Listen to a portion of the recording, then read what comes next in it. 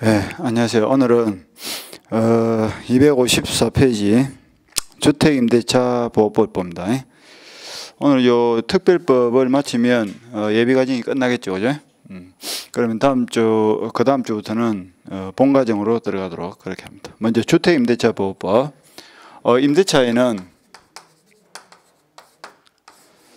세 가지가 있습니다. 민법상 임대차가 있고, 주택임대차가 있고, 상가임대차가 있다죠.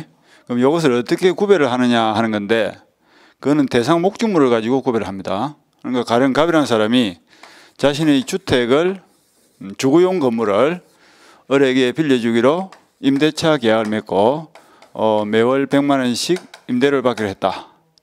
그때 이 목적물이 주택이죠. 주거용 건물일 때를 이걸 주택임대차다라고 하고, 상가용 건물을 임대차 계약을 맺으면 어떻게 돼요? 상가임대차가 되겠죠.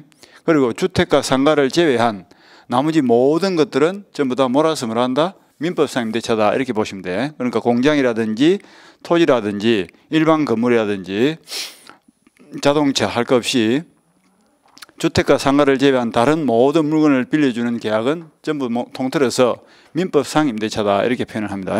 민법상 임대차. 그래서 주택임대차는 주거용 건물입니다. 그래서 그 부분을 읽어보시면 당사자 일방, 즉 임대인이 임차인에게 주거용 건물의 전부 또는 일부를 사용 수익하게 할 것을 약정하고, 그에 대해서 상대방은 자임을 지급할 것을 약정함으로써 성립한다. 그 나머지는 민법상 임대차하고 내용이 똑같습니다. 단지 목적물이 다르다는 걸 제외하고는 계약의 성질이라든지 이런 것들은 똑같죠, 그죠? 그래서 정해진 기간 동안 임대인은 사용 수익을 하게 할 것을 약정을 하고, 그 다음에 임차인은 정해진 기간 동안 매월 100만 원씩 자임을 지급할 것을 약정하면 되는 거예요. 그러니까 약속만으로 체결되니까 무슨 계약이다? 낙선 계약이다, 이러면 되겠다. 그리고 별도의 방식은 필요 없으니까 분료식 계약이 되겠다. 그리고 둘 다 채무를 지죠. 이 사람은 사용 수익을 하게 할 채무를 지고, 임차인은 자임을 지급할 채무를 지고, 쌍방 모두가 채무를 지니까 무슨 계약이다? 쌍무 계약이다, 이러면 되겠죠. 그리고 공짜는 없죠. 반드시 대가를 줘야 되니까 무슨 계약이다? 유상 계약이다. 그러니까 민법상 임대차하고 성질은 똑같은 거예요. 단지 목적물이 주거용 건물이다 하는 걸 제외하고는 똑같습니다. 그 다음에 입법 목적을 보니까 까만 글씨 주택임대차 보호법은 그 제정의 취지가 국민의 주거생활 안정을 보장함을 목적으로 한다. 그 다음에 밑에 보니까 특별법 우선원칙 하는 말 나와있다. 그래서 민법상 임대차에 관련된 사건이 발생했을 때 주택이나 상가에 대해서는 주택임대차 보호법, 상가임대차 보호법이 우선적으로 적용되고, 주택임대차나 상가임대차 보호법에 규정이 없는 경우에는 민법상 임대차가 적용된다, 이렇게 보시면 될 거예요. 그래서 주택임대차나 상가임대차는 민법에 대해서는 뭐다? 특별법이기 때문에 특별법 우선의 원칙에 따라서 우선적으로 적용되고, 규정이 없을 때는 민법이 적용됩니다. 가령 예를 들면 이런 거죠. 갑이라는 사람이 자신의 주거용 건물을 을에게 기간을 정함이 없이 임대차 계약을 하고 빌려주기로 했다. 이럴 경우에 그 기간을 몇 년으로 할 거냐, 이것이 문제되는데, 민법상 임대차의 경우에는 기간의 약정이 없으면 언제든지 양 당사자가 해지를 통과하고 계약관계를 끝낼 수가 있습니다. 그런데 주택임대차의 경우에는 기간의 약정이 없더라도 최소 기간 1년을 보장을 해라 하는 규정이 있다, 그죠? 그러니까 민법상 임대차는 기간 약정이 없으면 언제든지 해지할 수 있다라고 되어 있고, 주택임대차에서는 기간 약정이 없더라도 1년을 보장해 주라 하는 1년이 아니죠. 2년을 보장해 주라 하는 규정 자체가 있죠. 그럴 경우에는 어떤 것이 적용된다? 주택임대차가 우선적으로 적용되기 때문에 요거는 2년 보장을 해야 된다. 그래서 임대인은 기간 약정을 하지 않더라도 2년을 보장해야 됩니다. 임대인은 보장을 해야 된다. 그런데 임차인은 이 2년 기간 보장에 대해서 제한을 받지 않기 때문에 언제든지 해지 통고를 할 수 있고요. 그 다음에 통고가 도달한 날로부터 3개월이 지나면 주택임대차 관계가 끝나겠죠. 이런 식으로 민법과 주택임대차가 적용이 겹칠 때는 주택임대차 보호법이 먼저 적용된다, 이런 뜻입니다. 그러면 주택임대차 보호법에 규정이 없을 때는 어떻게 될 거냐? 기간을 정함이 없을 때는 이렇게 하고요. 그 다음에 기간에 규정이 없을 때는 그때는 민법상 임대차가 적용됩니다. 가령 예컨대 뭐 재장기간 같은 경우다.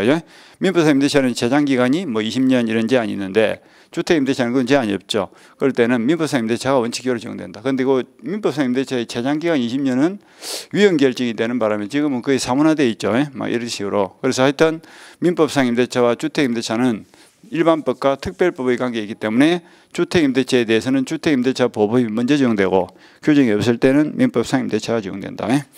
그 다음에 그 밑에 보니까 편면적 가행 규정하는 말 있죠.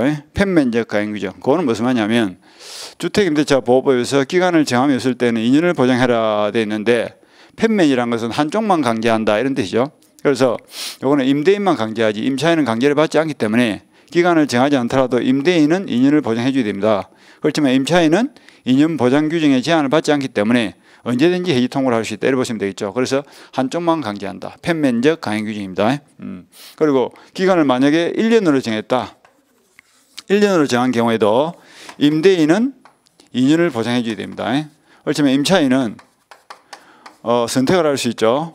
1년을 주장할 수도 있고 2년을 주장할 수도 있습니다. 그러니까 1년 뒤에 언제든지 나갈 수도 있고 그리고 2년까지 기다렸다 나갈 수도 있고 이렇게 둘 중에 한 개를 선택적으로 주장할 수 있죠. 그래서 역시 이 경우에도 임차인에게는 선택권을 줌으로써 보호를 해주겠다 이런 뜻입니다. 그래서 한쪽만 강제하는 규정이다. 편면적 가행 규정입니다. 그 다음에 적용 범위. 주택임대차 보호법의 적용 대상 목적물은 주거용 건물입니다. 그래서 주거용 건물 전부를 빌리는 것도 주택임대차고 일부를 빌리는 것도 주택임대차인데 이때의 주거용 건물은 공부상 용도를 기준으로 하는 것이 아니라 실지 용도에 따라서 정합니다. 그 밑에 동안 1번의 셋째 줄 보니까 주거용 건물인지는 계약을 체결한 때를 기준으로 실지 용도에 따라서 정한다 이렇게 되어 있다. 이건 무슨 말인가 하니까 갑이라는 사람이 자신의 창고를 주거용 건물로 개조한 다음에 을에게 매월 100만 원씩 받고 임대차 계약을 맺고 3년간 빌려주기로 했다 칩시다. 건축물 대장상으로는 창고로 되어 있지만 실지 용도가 주거라면 요거는 뭐로 본다? 주거로 봐서 이 임대차는 민법상 임대차로 본다, 주택임대차로 본다 이런 뜻이에요. 창고 같으면 민법상 임대차가 되겠죠. 그래서 이걸 실지 용도에 따라서 결정하기 때문에 주거용 건물로 본다 이런 뜻입니다. 그 다음에 그 밑에 2번은 무슨 말이냐면 주택을 등기하지 아니한 전세 계약에 관한 일은 이 법을 준용한다 하는 말이죠. 그 말은 무슨 말이냐면 갑의 주택을 을이 전세권 설정하기로 한 거예요. 전세권을 설정하기로 약정을 했는데 전세권을 설정하기로 하고 전세금으로서 1억을 지급했습니다.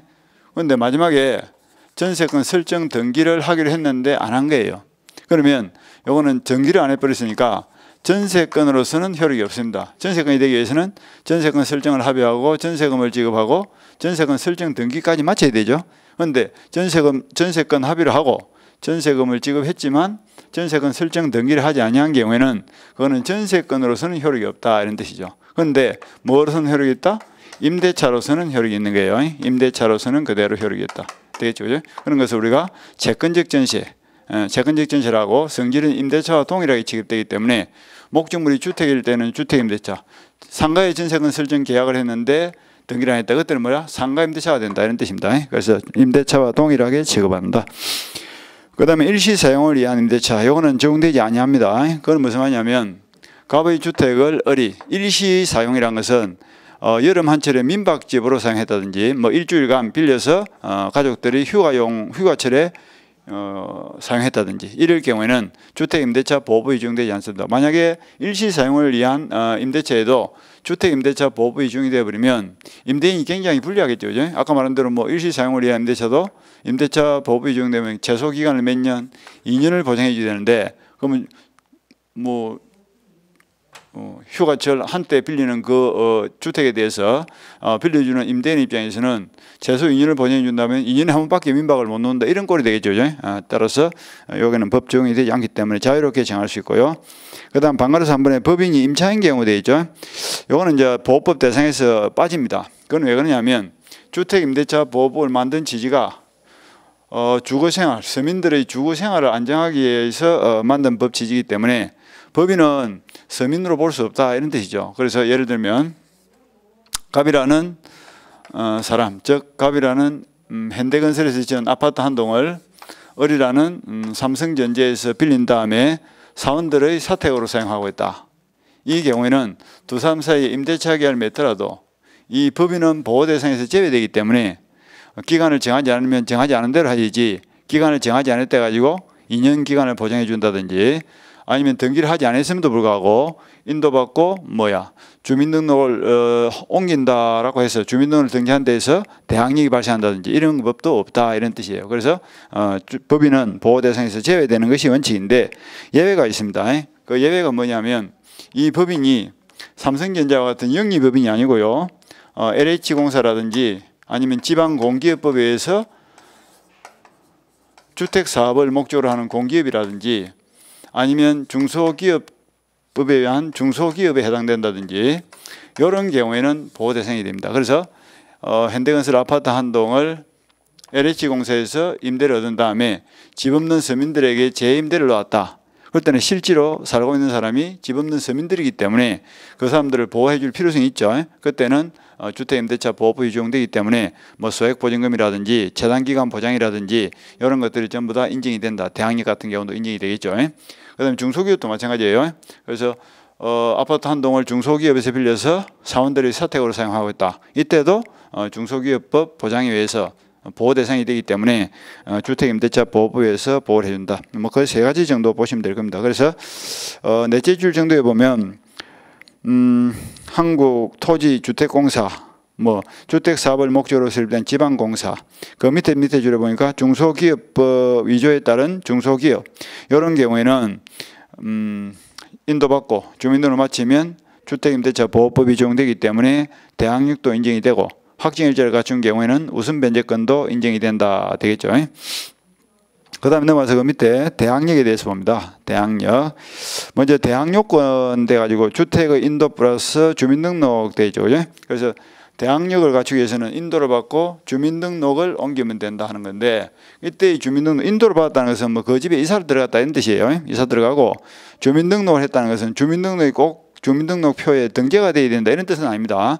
전입신고를 마치면 된다 이런 뜻이에요. 그래서 그 읽어보시면 1번에 주택임대차는 그 등기가 없는 경우에도, 등기가 없는 경우 줄쳐놓고요, 등기가 있으면 말할 것도 없죠, 그죠? 그래서 이 대항력이라는 건 이런 거예요. 임차권이라는 것은 채권에 불과하고 약한 권리이기 때문에 주택 임차인이 보호 대상에서 빠질 경우가 많습니다. 그런데 여기에 대항력을 갖춰버리면 물권화되어서 강한 권리가 되기 때문에 나중에 주택이 경매에 들어가더라도 저당권자와 동등한 순위에서 우선 변제를 받아야 한다, 이런 취지입니다. 그래서 임대차가 대항력을 갖추기 위해서는 세 가지가 문제 되겠죠. 먼저 제일 깔끔한 것이 뭐예요? 등기죠, 그죠? 등기를 해버리면 볼 것도 없이 대항력이 발생합니다. 대항력이 발생합니다. 그런데 주택임대차에서는 굳이 등기를 하지 않더라도 인도받고 전입신고를 하면 대항력이 발생합니다. 그러니까 주택을 인도받고 그리고 전입신고를 하면 대항력이 발생하는데, 이 전입신고란 것은 전입신고서에 대해서 관계 공무원이 수리를 했을 때를 의미하는 거지 꼭 신고 접수시를 의미하는 건 아니고요. 그리고 주민등록을 했다 하는 것도 전입신고를 했고 그것이 공무원에 의해서 수리가 되면 주민등록이 된 것으로 보지 주민등록표 꼭 기재를 해야 되는 건 아닙니다. 그리고 수리를 하고 그 다음에 등기를 하면 즉시 대항력이 발생에 비해서 인도받고 전입신고를 통해서 대항력이 발생할 때는 이거는 언제? 그 다음날 오전 0시부터 대항력이 발생합니다. 주택임대차 대항력에 대한 문제를 보고 있죠. 이 대항력이란 말이 뭔가를 먼저 한번 보면 이렇습니다. 대항력은 이런 뜻이에요. 갑의 주택을 의뢰한 사람이 3월 1일 날 임대차를 설정하고 임차 보증금 1억을 걸었다 칩시다. 그런데 그 주택에 병이라는 사람이 4월 1일 날 저당권을 설정받고 돈을 7천만 원 빌려줬습니다. 그런데 이 주택이 경매에 들어간 거예요. 10월 1일 날. 그리고 A라는 사람이 갱락을 받고 갱락 대금이 나왔습니다. 그 대금에 대해서 임차권자와 저당권자가 배당 신청을 했을 때 누가 먼저 받아야 할 거냐? 날짜를 따지면 임차권이 빠르죠. 그렇지만 이 저당권은 물건이고 임차권은 약한 권리인 채권에 불과하기 때문에 날짜를 따지지 않고 누가 먼저 받아 한다? 저당권자가 먼저 받아가는 거야. 그러면 주택 임차인은 보호가 안 되겠죠. 그래서 이 서민들 보호를 위해서 이 임차권은 채권이지만 여기 아까 말한 대로 뭐래라? 등기를 했다든지 아니면 인도받고 주택을 인도받고 주민등록을 마치면 그때는 뭐처럼 돼버려? 대항력이 발생한다는 것은 저당권처럼 물권화된다 이런 뜻입니다. 물권처럼 강한 권리로서 인정이 되기 때문에 이렇게 된 대항력을 갖춘 상태에서는 이 주택이 경매에 들어갔을 때 을과 병을 대등적 지위를 인정해 준다면 이것도 물권이고 이것도 물권처럼 요거는 물권이고 요거는 또 물권처럼 인정을 해주기 때문에 그때는 누가 먼저 받아 한다? 날짜가 빠른 임차인이 먼저 받아 한다는 뜻입니다. 그래서 대항력을 못 갖춘 임차인은 단순 채권에 불과하기 때문에 날짜를 부문하고 저당권자보다 먼저 대금을 받아갈 수가 없습니다. 그런데 대항력을 갖춰버리면 물권화되기 때문에 그때는 저당권자와 대등적 지위에서 충돌이 발생하면 우선순위에 따라서 배당을 받아야 한다 이렇게 생각하면 되겠죠. 여기 이제 대항력이 기능입니다. 그래서 주택임대차 보호법에서 가장 중요한 기능 중에 하나가 이 대항력이에요. 그래서 쭉 읽어보면 동안 1번 주택임대차는 그 등기가 없는 경우에도 등기가 있으면 뭐 말할 것도 없고 바로 대항력이 발생합니다. 그래서 등기가 없는 경우에도 임차인이 주택의 인도와 주민등록을 마친 때에는 그 다음 날로부터 그 다음 날 오전 0시죠. 제3자에 대하여 효력이 생긴다. 제3자에 대해서 효력이 생긴다는 것은 제3자에게도 내가 임차권자다라고 주장할 수 있죠. 원래 채권은 채무자인 상대방에게만 주장할 수 있는데 대항력이 발생하면 누구에게도 주장할 수 있다 이런 뜻이죠. 그 다음에 이 경우에 전입신고를 한 때 주민등록이 된 거로 본다 이래 되죠. 그때 이때 전입신고를 한 때의 의미는 전입신고서가 관계 공무원에 의해서 수리가 된 때를 말하는 겁니다. 접수시가 아니다 하는 거. 그 다음에 동그라미 2번 내려가서 인도와 주민등록이라는 대항력권은 대항력 취득 시에만 족한 것이 아니고 검토 말이 중요하죠. 대항력을 유지하기 위해서 계속 존속하고 있어야 한다. 그래서 주택을 임대차를 설정받고 3월 1일 날 인도받고 주민등록을 옮기면 3월 1일 날 인도받고 주민등록을 옮기면 3월 2일 오전 0시부터 대항력이 발생했죠. 그러면 대항력이 발생할 때도 주민등록이 필요하지만 대항력이 계속 유지되기 위해서도 주민등록은 계속 존속하고 있어야 된다 이런 뜻입니다. 그 뒤에라도 전출이 된다든지 주민등록이 말소가 되어버리면 기항에 발생했던 대항력은 소멸해 버린다 이런 뜻입니다. 그래서 주민등록은 대항력 발생 요건이면서 동시에 존속 요건이다 이렇게 생각하면 되겠죠. 그 다음 내려가서 반가로 2번을 보시면 대항력 발생 시기 대항요건을 갖춘 경우는 그 다음 날부터 대항력이 발생하고 그 다음에 시점은 오전 0시다. 그 다음에 대항력의 내용 임차주택의 양수인은 새로운 소유자죠. 임대인의 지위를 승계한 것으로 본다. 그거는 무슨 말인가 하니까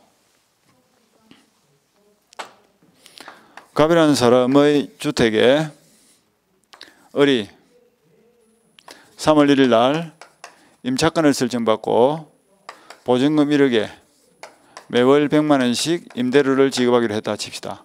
그런데 4월 1일 날 매매를 통해서 제3자 병행에게로 집이 팔려간 거예요. 그리고 제3자 병이 5월 1일 날 등기를 취득하고 소유권을 취득했습니다.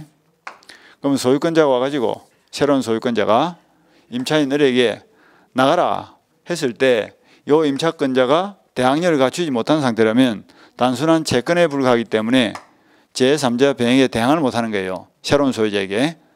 임대차 계약은 전 소유자인 임대인 갑과 지금 현재 집을 사용하고 있는 임차인 을 사이에서 맺어진 계약이지 새로운 제3자와 맺은 계약이 아니죠. 그리고 채권은 상대권이기 때문에 임차권은 채권이죠.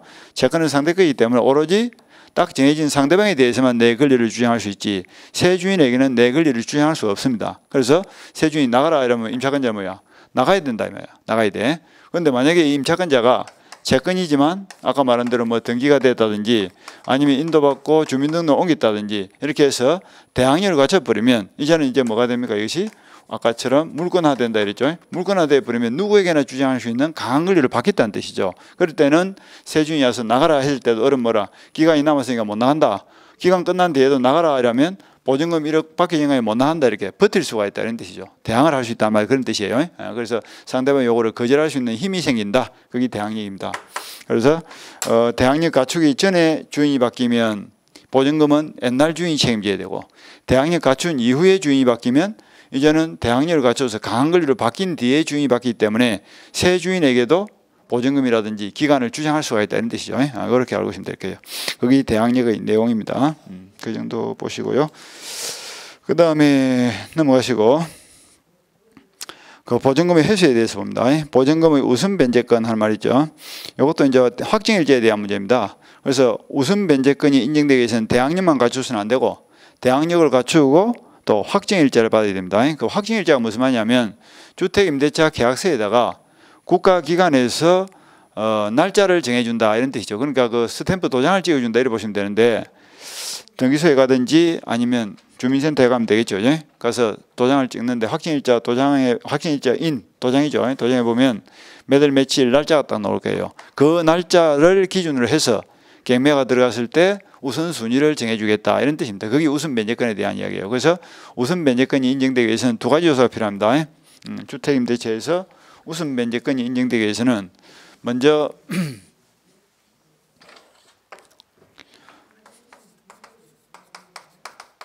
우선 변제권이 인정되기 위해서는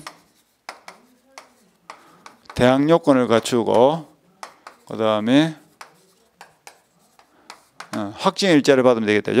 대항요건과 확정일자를 갖추면 대항요건과 확정일자가 최종적으로 갖추어지는 그 시점에서 우선 변제권이 생깁니다. 가령 예를 들면 뭐 3월 1일 날 대항요건을 갖추고 3월 5일 날 확정일자를 받았다. 그럼 나중에 그 주택이 경매에 들어갔을 때 임차인의 우선 변제 순위는 몇 월 며칠로 정해진다?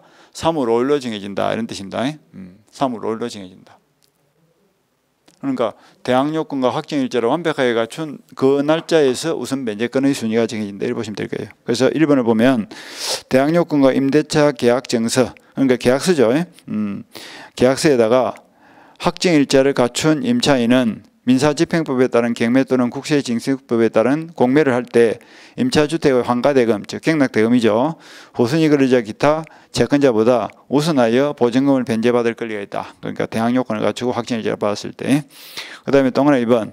인도와 주민등록이란 우선 변제 요건 아까 말한 대로 언제까지? 배당 요구 종이 시까지는 계속 존속하고 있어야 됩니다. 그래서 주민등록은 대항력이 만들어지기 위해서도 필요하지만 만들어진 대항력이 계속 유지되기 위해서도 계속 존속하고 있어야 된다. 배당 요구 종기시 하는 말 잘 챙기시고 그 다음에 우선 변제의 순위 아까 말한 대로 순위는 언제를 정한다? 대항요건과 확정일자 요건을 완벽하게 갖춘 그 날짜를 기준으로 합니다. 그래서 대항요건이 먼저 갖춰지고 확정일자가 나중에 생겼다면 나중에 생긴 확정일자를 기준으로 우선 변제의 순위를 정하고 확정일자가 빠르고 대항요건이 늦으면 대항력을 갖춘 날짜를 기준으로 우선 변제를 정한다 이러면 되겠다. 그죠? 일단 그 정도 보시면 될 거예요. 그 다음에 반가로서 한 번에 그 임대차 존속 중 우선 변제에 되어 있는데 임대차 존속 중 임차주택이 경매되는 경우에 임차인이 임차권을 가지고 땅의 주택의 경매의 매수인에게 대항할 수 있는 경우에도 임대차가 종료되기 이전이라도 보증금의 우선 변제를 청구할 수 있다 이렇게 되죠. 그 말은 기간 존속 중에 주택이 경매에 들어갔다. 그러면 이제 경락인이 경매를 받았겠죠. 경매받은 경락인에 대해서 임대차 기간 존속 중이라도 어른 뭘 할 수 있다? 우선 변제권을 행사할 수 있다. 그래서 보증금의 우선 변제를 청구할 수 있다. 뭐 그렇게 중요하진 않고요. 그 다음 반가로 4번 우선 변제권의 행사. 이 부분은 무슨 말이냐면 경매를 실행할 때 이사를 나갈 거냐 안 나갈 거냐 여기에 대한 이야기입니다. 이사를 나갈 거냐 안 나갈 거냐. 이거는 이제 주택 임대차하고 전세권의 차이점인데요. 전세권은 그 자체에 등기가 되어 있기 때문에 이사를 안 나간 상태에서 경매에 넣을 수 있습니다. 그건 무슨 말이냐면 보증금 1억에 월 100만 원씩 주기로 하고 3년간 그 주택을 빌려서 전세권을 설정하기로 했다 칩시다. 그런데 이 전세권은 그 성질이 물건이기 때문에 아주 강한 권리예요. 따라서 그리고 전세권은 반드시 등기를 하도록 되어 있죠. 등기가 되어 있기 때문에 기간이 만료되었는데 보증금을 반환하지 않더라도 전세권자는 이사를 나가도 관계없습니다. 이사를 나가도 그 주택에 등기가 되어 있기 때문에 대항력이 계속 유지가 되죠. 그죠? 따라서 돈 받는데 아무 지장이 없어요. 그런데 만약에 주택 임대차로서 기간이 만료되었음에도 불구하고 보증금 안 돌려준다. 그런데 아까 경매를 실행하기 위해서 전세권자처럼 이사를 나가야 된다면 주민등록이 말소된다는 뜻이고 주민등록이 말소되는 순간 대항력이 죽어버리기 때문에 나중에 경락대금에 대해서 배당 신청을 하더라도 우선 변제권이 보장이 안 되는 겁니다. 그래서 아까 우선 변제권이 보장되기 위해서는 대항요건을 살려놔야 돼. 배당 요구 종시까지. 그런데 개매 들어갈 때 이사를 나가야 된다면 대항 요건 자체를 죽인다는 뜻인데 그래 버리면 임차인이 돈을 못 받는 부상사가 생길 수 있죠. 그래서 임차인 보호를 위해서 전세건과 달리 보증금을 받지 못한 때에는 경매를 실행할 수 있고 경매 실행 시에 이사를 안 나간 상태에서 경매를 실행하고 그다음에 이제 갱락대금에 대해서 경매 끝나고 난 뒤에 갱락대금의 배당 신청해서 보증금을 받아올 때는 뭡니까? 집을 비워줘야 됩니다. 그러니까 그때는 갱락인에 대해서 맹도 확인서를 받아서 법원에 가서 배당금을 받아가면 되겠다죠. 그래서 이렇게 알고 있으면 될 거예요. 주택임대차에서는 임차인 보호를 위해서 보증금을 못 받았을 때 경매를 내가 받아갈 수 있는데 그 경매 실행 시에는 이사를 나가지 않는다. 그런데 보증금을 수령할 때는 이사를 나가야 된다. 이렇게 구별하시면 되겠죠. 그런 말이 적혀 있을 겁니다. 그래서 한번 읽어보시면 둘째 줄 끝머리 보니까 임차인이 임차주택에 대하여 보증금 반환 청구 소송의 확정 판결이나 그 밖에 이에 준하는 집행권에 따른 경매를 신청하는 경우에는 반대 의무의 이행 또는 이행의 제공을 집행 개시 요건으로 하지 아니한다 이렇게 되죠. 그 반대 의무란 것은 통상의 경우에는 경매를 들어갈 때 돈을 달라 하기 위해서는 나도 뭘 해야 돼? 집을 비워줘야 된다 이런 뜻이에요. 반대 의무. 저쪽에서 돈을 받기 위해서는 집을 비워줘야 되는데 전세권의 경우에는 경매를 신청할 때 반대 의무를 집행해야 돼요. 반대 의무를 이행한다는 것은 집을 비워서 전세금을 지급하지 않고 있는 전세금 설정자를 채무 불이행 상태로 빠뜨린 다음에 경매를 넣어라 이런 뜻이에요. 그런데 주택임대차의 경우는 집을 비워주는 순간 대항력이 죽어버리니까 경매가 들어가더라도 우선 면제를 받아갈 수 없겠죠. 그래서 임차인이 현저하게 불리한 상태에 빠질 위험성이 있기 때문에 경매를 넣을 때 이사를 나간다 안 나간다? 안 나간다 이렇게 보시면 될 거예요. 이사를 안 나간 상태에서 경매를 넣는다. 이게 반대 의무의 이행 제공을 하지 아니한다 하는 뜻입니다. 그러나 임차인은 임차주택을 양수인에게 인도하지 아니하면 보증금을 받을 수 없다. 그 말은 보증금을 받아갈 때는 뭐라? 집을 비워줘야 된다 이런 뜻이죠. 그 다음에 경매완 임차권 소멸. 경매가 들어가면 임차인은 갱락에 따라서 소멸하는 것이 원칙이다. 그 다음에 중요하죠. 다만 보증금이 모두 변제되지 아니한 대항력 있는 임차권은 갱락으로 소멸하지 않는다 해야 되죠. 이건 이제 좀 조심해야 될 것이 모든 임차권자가 대항력을 갖췄다 해서 갱락으로 소멸하지 않는다 이런 뜻은 아닙니다. 대항력을 갖춘 임차권자 중에서도 말소 기준 권리보다 빠른 임차권자만 소멸하지 않습니다. 가령 이런 게요. 갑의 주택에 을이 3월 1일자 임차권을 가지고 있고 지금 현재 대항력을 갖췄다 칩시다. 대항력을 갖췄어. 그리고 보증금이 1억 걸려 있죠. 그런데 이 주택에 뱅이라는 저당권자가 4월 1일 날 저당권을 가지고 있습니다. 그런데 10월 1일 날 이 주택이 어떤 이유든 경매에 들어갔습니다. 그리고 A라는 사람이 갱락을 받고 갱락 대금이 나왔다 칩시다. 그럼 이때 경매가 들어가면 죽고 사는 걸 판단하는 기준이 되는 권리가 이 말소 기준 권리인데 그거는 그 땅의 경매 목적물에 설정되어 있는 권리 중에서 가장 빠른 저당권이 말소 기준 권리가 된다 내려보시면 돼요. 그래서 가장 빠른 저당보다 더 빠른 용의권은 경매가 들어가더라도 죽지 않는 것이 원칙입니다.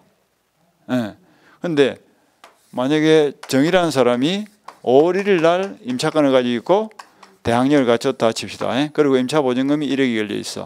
이 경우에는 저당권보다 늦은 임차권은 어떻게 돼요? 경매가 들어가면 이 보증금을 다 받든 덜 받든 대항력을 갖췄든 안 갖췄든 관계없이 무조건 소멸하는 거예요. 그래서 대항력을 갖췄다 그래가지고 무조건 소멸하지 않는다 이렇게 보시면 안 돼. 그래서 대항력을 갖춘 임차인은 보증금 전액을 변제받기 전까지는 소멸하지 않는다 할 때 그 사람은 누구냐면 저당권보다 빠른 임차권자로서 대항력을 갖췄다면 보증금 1억을 다 받을 때까지는 이 임차권은 소멸하지 않는다 이런 뜻이지.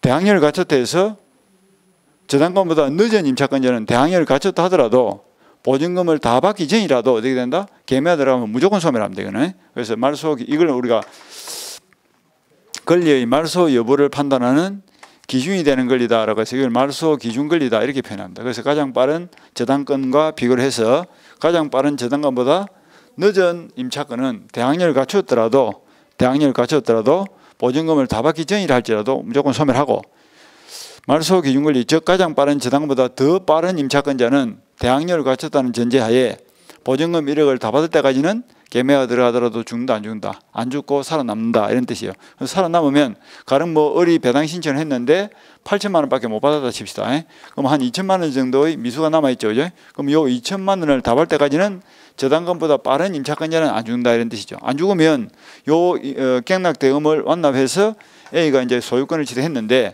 A가 취득한 그 계매 목적물인 소유권 위에 을의 2천만 원짜리 임차권은 그대로 살아있는 거예요. 그러니까 요 2천만 원 임차권을 누가 부담해야 될까? 갱락인이 안해야 되겠죠. 그죠? 그래서 갱락을 받는 사람은 항상 권리분석을 할 때 저당금보다 빠른 임차권이 있을 때는 그걸 감안해서 계매를 받아야 되겠죠. 이런 취지입니다. 그래서 뭐 대항력을 갖춘 임차권자는 무조건 안 죽는다 이렇게 생각하면 안 돼요. 말소 기준 권리보다 빠른 대항력을 갖춘 임차권자는 배당금을 답할 때까지는 보증금이 모두 변제될 때까지는 소멸하지 않는다. 이렇게 이해를 하는 게 좋습니다.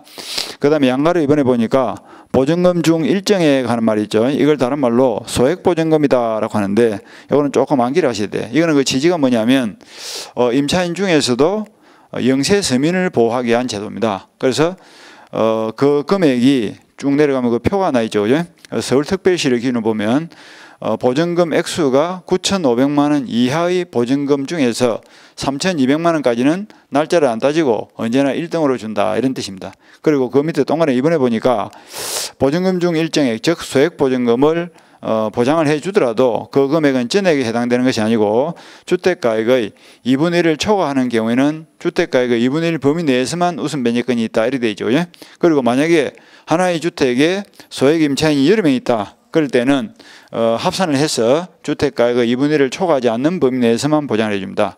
그러면 소액보증금이 보호되기 위해서는 어떤 전제 조건이 필요하냐? 이거는 경매 개시 결정 등기 전까지 대항 요건을 갖춰야 됩니다. 확정일자는 필요 없어요. 이 취지가 뭐냐면 소액보증금은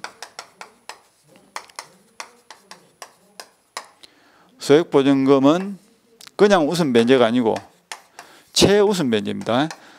최우선 변제란 것은 날짜를 안 따지고 언제나 1등으로 준다 이런 뜻이에요.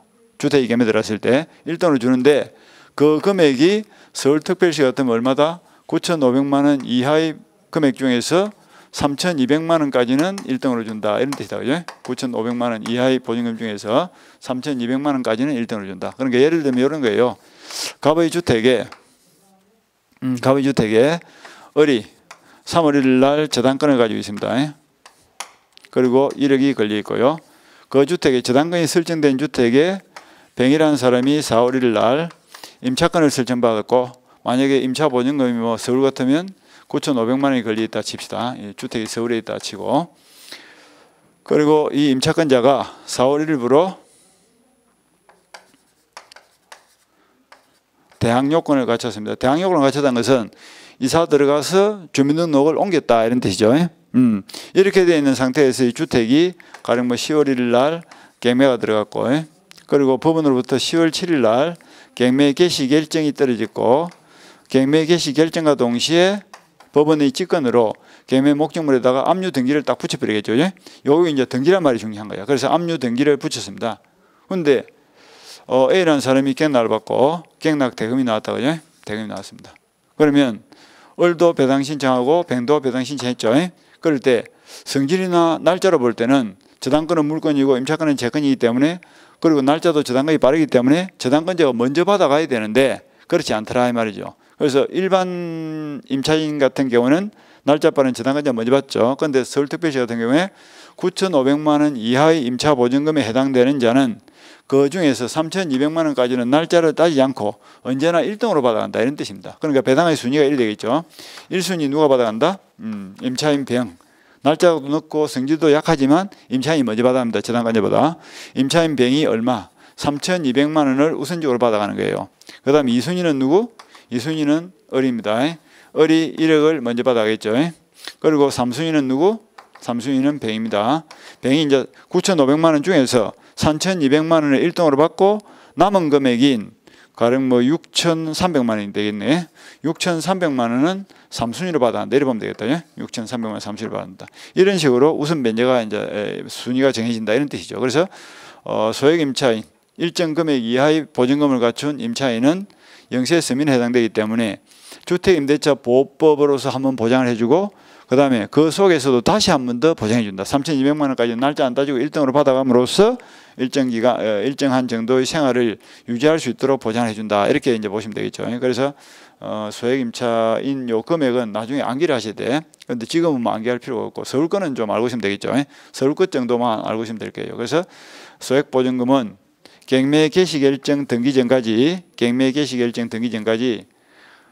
대항 요건만 갖추면 확정일자는 필요 없다. 확정일자는 뭐 하는 거예요? 우선 변제를 정할 때 쓰는 건데 소액 보증금은 날짜를 따질 필요가 없죠. 순위를 정할 필요가 없으니까 언제나 1순위니까 저당금과 비교를 할 필요가 없어요. 그래서 대항 요건만 갖추면 되지 확정일자는 필요 없다.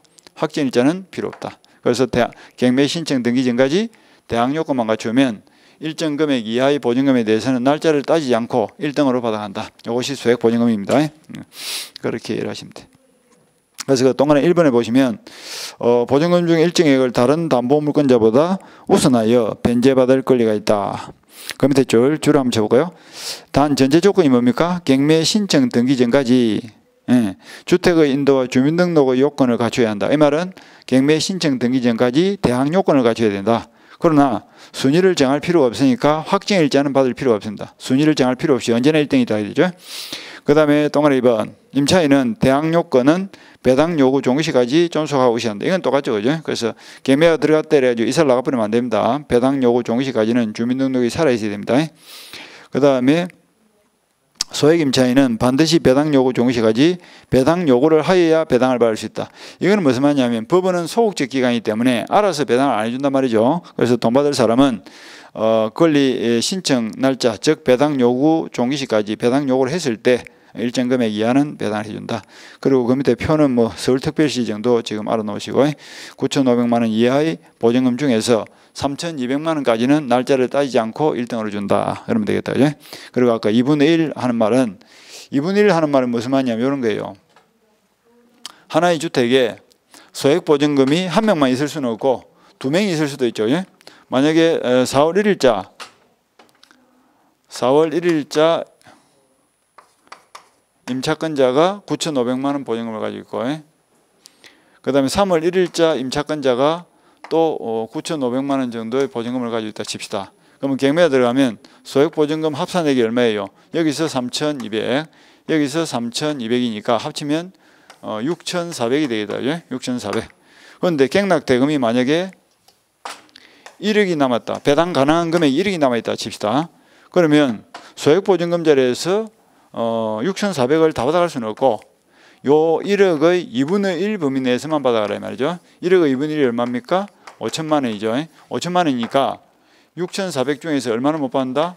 1,400만 원은 소액 보증금에 해당되더라도 받아갈 수가 없다 이런 뜻입니다. 그러니까 5천만 원을 비율에 따라서 분배하면 되겠다. 그래서 을이 2,500 받고 병이 2,500 받아가야지 3,200 소액 보증금이라 하더라도 주택가액의 2분의 1을 초과할 때는 못 받아간다 이런 뜻입니다.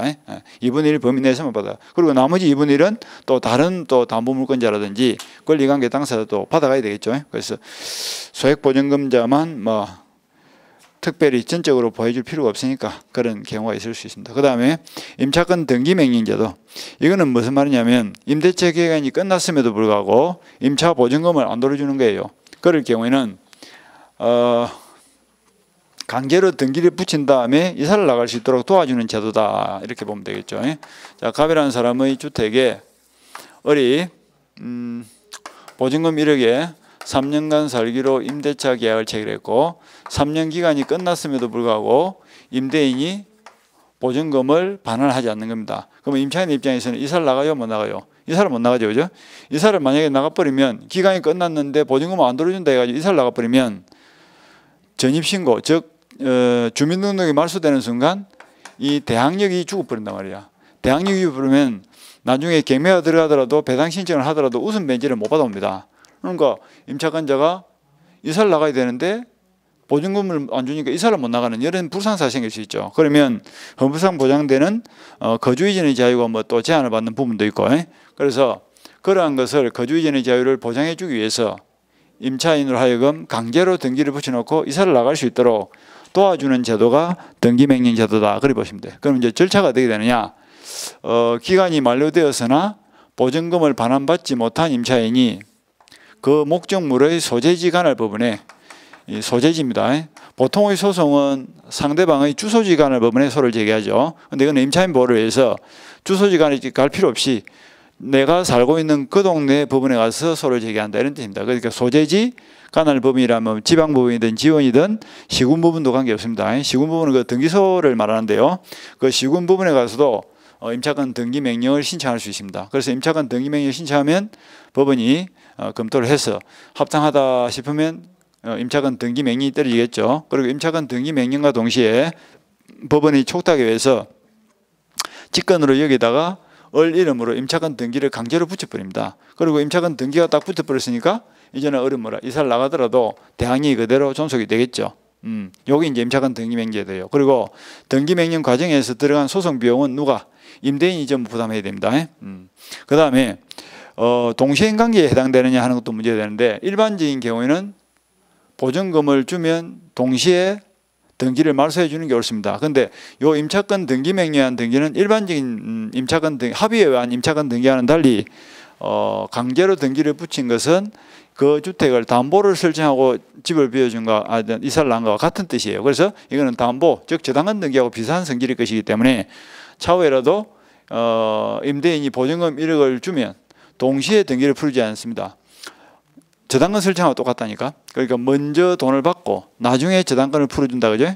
담보는 항상 나중에 풀어주지 동시에 풀어주는 게 아니죠. 그래서 이것도 똑같아요. 보증금을 주면 다 받고 나중에 가부의 주택에 있는 등기를 풀어주면 되겠죠. 이런 것들이 이제 임차권 등기 명령 제도입니다. 그래서 읽어보면 그 1번에 임대차가 끝난 후 보증금이 반환되지 아니한 임차인은 거기 이제 주체가 중요한데요. 보증금이 반환되지 않은 임차인은 임대차 끝난 후에만 됩니다. 그러니까 임대차 끝나기 전에 가만 보니까 임대인이 돈을 줄 수 있는 상태가 아니다 말이죠. 그러면 미리 임차권 등기 명령을 신청할 수 있냐? 그건 안 됩니다. 그래서 기간 끝난 후 보증금을 반환받지 못한 임차인만 등기 명령을 신청할 수 있고요. 그 다음에 그 목적이 어디냐 하면 만약에 보증금을 못 받았는데 이사를 나가버리면 대항력이 죽어버리니까 이사를 못 나가는 임차인을 보호하기 위해서 이런 제도를 두고 있다 그랬죠. 그래서 헌법상 보장되는 거주 이전의 자유를 보장하고자 하는 취지다 이런 것들 보시고, 그다음 동아리 2번에서는 뭐 등기명의 신청과 그에 따른 비용은 임대인이 전부 부담을 해야 되고요. 그다음에 임차권 등기명의 신청을 기각하는 결정에 대해서는 항고할 수 있고, 그다음에 효력은 동아리 1번에 임차권 등기명의에서 등기를 마치면 뭐 대항력과 우선변제가 지속되고, 다만 임차인이 임차권 등기 이전에 이미 대항력이나 우선변제권을 취득한 경우에는 대항력이나 우선변제권은 그대로 유지된다 이렇게 되어 있죠. 그러니까 기간 만료되기 전에 이미 대항력을 출발할 때부터 이미 대항력을 갖추고 있다. 그럴 때는 그 이후에 등기를 하더라도 그때부터 대항력이 생기는 것이 아니고 기존의 대항력이 그대로 유지가 된다는 뜻이죠. 그런데 기존의 대항력이 없는 경우에는 등기를 한 요 시점부터 대항력이 새로 생긴다. 뭐 이런 지입니다. 그 다음에 동아리 2번은 무슨 말이냐면 임차권 등기명의 집행에 따른 등기가 끝난 주택의 그 이후에 임차인은 소액보증금 최고 우선변제권을 소액보증금 최우선변제를 받을 권리가 없다 이렇게 되어 있죠. 그 말은 무슨 말이냐면 어린 이제 강제로 소송을 제기해서 여기다 등기를 붙였죠. 등기를 붙였으니까 이제 이사를 나갔죠. 이사를 나갔으니까 그 집이 비었죠. 그죠? 그 빈집에 A라는 임차인이 다시 들어온 거예요. 근데 이 A가 아까 말한 대로 서울 같으면 9,500만 원 이하의 보증금을 가지고 있더라. 그럼 소액보증금이죠. 하더라도 이때는 요 소액보증금보다도 누가 우선이다? 등기 명령을 붙여놓고 이사를 나간 종전의 임차인이 먼저 돈을 받아갑니다. 이거는 먼저 받아갔어야 될 돈이 안 주니까 지금 등기를 붙여놓고 이사를 나간 상태다. 그죠? 그래서 이거는 소액보증금이라 할지라도 소액보증금자보다 먼저 받아간다. 등기명령권자가 우선입니다. 소액보증금자는 보호가 안 된다 이렇게 보시면 돼. 등기명령을 붙여놓고 이사 나간 그 빈집에 들어간 소액보증금자는 보장이 안 된다. 그 다음 내려서 주택임차권의 존속기간, 요거는 뭐 기간을 정하지 않거나 2년 미만으로 정하더라도 기간은 2년으로 보장한다. 근데 여기 2년은 임대인에 한해서만 적용되기 때문에 임차인은 2년 제한을 받지 않는다 그랬죠. 그러니까 주택을 빌려주면서 기간을 안 정해도 몇 년, 기간을 정하지 않아도 2년을 보장해주고, 기간을 2년 미만으로 정했다. 즉 1년으로 정해도 2년은 보장해 주는데 요 2년 보장에 대한 논리는 임대인만 제한을 받지 임차인은 제한 안 받기 때문에 기간 안 정하면 임차인은 뭡니까? 언제든지 나갈 수 있고 1년을 정하면 임차인은 뭐야? 1년은 살아줘야 되겠죠? 살기로 했으니까 1년을 살 수도 있고 또 2년을 계속 살 수도 있고 1년 뒤에는 언제든지 나갈 수도 있고 그래서 임차인은 2년의 제한을 받지 않는다. 그 다음 묵시적 갱신, 이걸 다른 말로는 법정 갱신이라는데 일정한 요소가 갖춰지면 별도로 갱신합시다라는 합의를 하지 않더라도 자동적으로 갱신이 된다 이런 뜻이죠. 이걸 갖다 우리가 법정 갱신이다라고 하는데 이것은 요건이 어떻게 되느냐 하면 갑이라는 사람의 주택에 3년 기한으로 보증금 1억 걸고 월 100만 원씩 차임을 지급을 했다 칩시다. 그런데 기간이 만료되기 전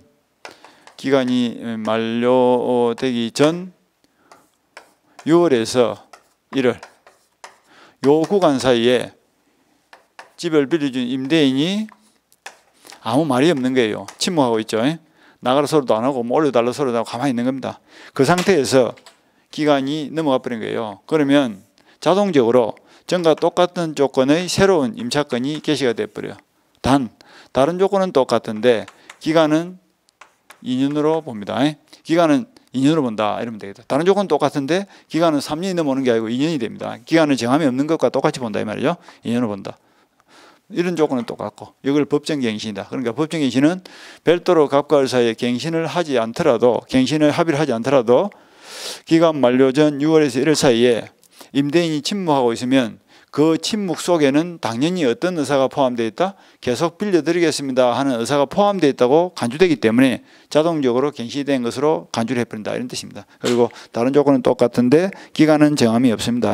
그렇게 알고 있습니다. 그래서 1번 보면 임대인이 임대차 기간 끝나기 6개월 전부터 1개월 전까지 이렇게 되어 있죠.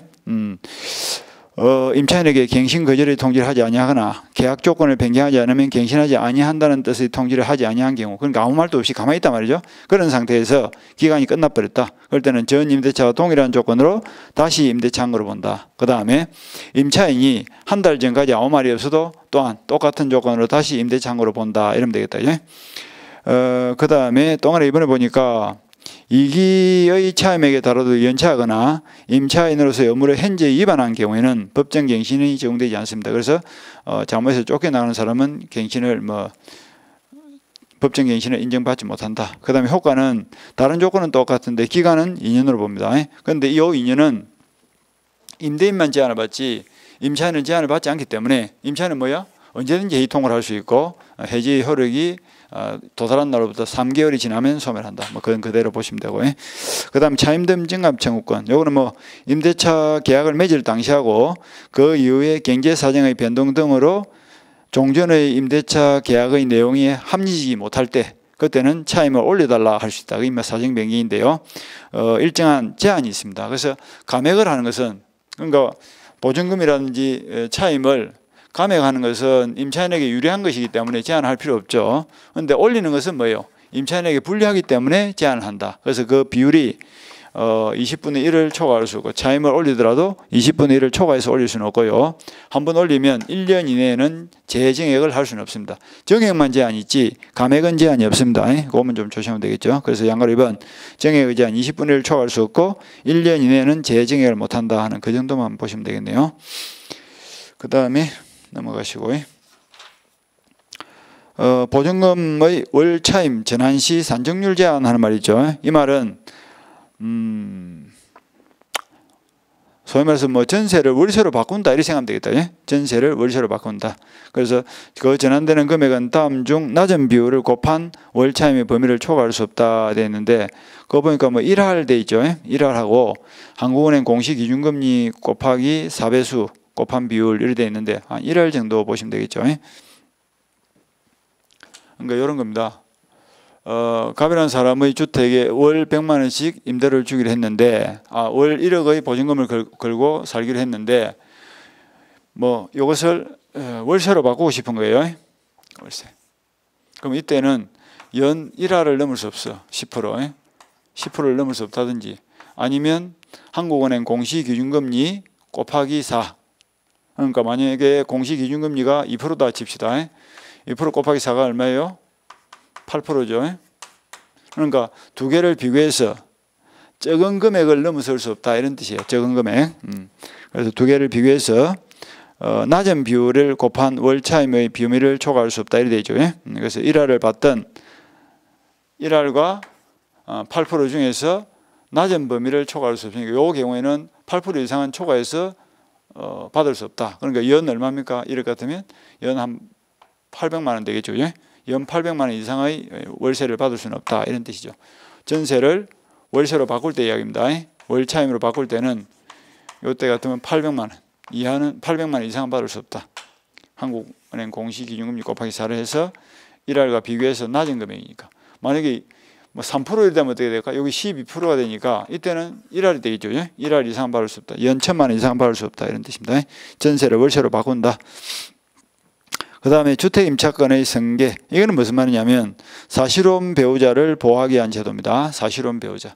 사실혼 배우자는 민법상 상속권자가 아니죠. 그렇지만 주택임대차보호법에서는 주거생활 안정을 보장하기 위해서 사실혼 배우자도 보증금의 승계를 받을 수 있도록 인정을 해주겠다 이런 뜻입니다. 그러니까 A의 주택을 갑이 보증금 1억에 빌린 다음에 을려와 갑남이가 을려와 3월 1일 날 혼인식을 하고 아직까지 혼인신고를 안 한 상태에서 살고 있다가 갑남이가 5월 1일 날 사망을 해버렸습니다. 그러면 갑남이가 가지고 있는 요 보증금이라는 1억 채권을 누가 승계받을 것이냐 하는 건데 지금 현재 을려는 혼인식은 했지만 혼인신고를 안 한 상태니까 부부관계가 아니죠. 법률혼은 없어요. 법정 부부관계 아니기 때문에 이런 것을 우리가 사실혼 배우자다 이렇게 표현합니다. 사실혼 배우자. 그럼 이 사실혼 배우자에 대해서 보호를 해줄 거냐 하는 건데 민법상으로는 이 사람이 상속권이 없어요. 그렇지만 주택임대차보호법에서는 보호를 해주겠다 이런 뜻입니다. 보호가 된다면 누구와의 관계에서 문제가 되느냐면 갑남에게 2촌 이내의 친족이 있냐 없냐를 따져서 판단하면 되겠죠. 만약에 2촌 이내의 친족이 존재하고 있다. 그럴 때는 2촌 이내의 친족과의 관계에서 동거 여부를 또 따지는 거예요. 그래서 2촌 이내의 친족이 존재하고 있고 세 사람이서 동거를 하고 있다. 같이 살고 있다. 그럴 때는 2촌이 승계를 받고 사실혼 배우자는 승계권이 없습니다. 그런데 2촌 이내의 친족은 존재하는데 동거는 하지 않고 있다. 그럴 때는 공동으로 승계를 받습니다. 공동 승계를 받습니다. 그 다음에 2촌 이내의 친족이 없다. 그럴 때는 누가 받아가? 사실혼 배우자가 단독으로 승계를 받습니다. 이렇게 하면 되겠다. 이것이 사실혼 배우자 보호를 위한 보증금 승계 제도입니다. 요까지만 알고 있으면 될까요? 그런데 사실혼 배우자가 보증금을 받으러 갔더만 A가 하는 말이 내가 갑한테 받을 돈이 1억 5천이 있다 이랍니다. 그럼 어느 입장에서는 승계를 받아본들 5천만 원 손해줘. 그죠? 그럴 때는 어떻게 할 수 있다? 그 승계를 포기할 수도 있습니다. 그럼 포기를 한다면 그 기간은 그 사실을 안 날로부터 1개월 내에 포기를 해야 됩니다. 그래서 상속에서는 뭐 사실을 안 날로부터 3개월 이내에 포기할 수 있죠. 상속을. 그런데 주택임대차보호법에서는 승계 포기 기간이 1개월입니다. 이렇게 이제 정리를 하시면 될 거예요. 이런 것들은 뭐 지금 굳이 정리를 안 해도 나중에 천천히 정리하면 됩니다. 특별법은. 그래서 읽어보시면 임차인이 상속인 없이 사망한 경우에는 그 주택에서 가정 공동생활하는 사실상 배우자가 그걸 여물을 승계한다. 임차인이 사망한 당시 상속인이 그 주택, 그때의 상속인이 2촌 이내의 상속입니다. 가정 공동생활을 하고 있지 아니한 경우에는 가정 공동생활을 하던 사실상 혼인관계에 있는 자와 2촌 이내의 친족이 공동으로 승계를 하고 2촌 이내의 친족이 가정 공동생활을 하고 있는 경우에는 2촌이 단독으로 승계를 받습니다. 그다음에 이제 승계의 효과는 임대차 관계에서 발생하는 채권과 재무 전부를 승계를 받는데요. 승계 받기 싫을 때는 어떻게 한다? 사망 후 1개월 이내에 임대인에게 승계 대상자가 반대 의사를 표시한 경우는 그러하지 아니하다 되어 있죠. 1개월 이내에 승계를 포기할 수도 있다. 이렇게 보시면 되겠네. 자, 여기까지 보시고 잠깐 쉬었다 가겠습니다.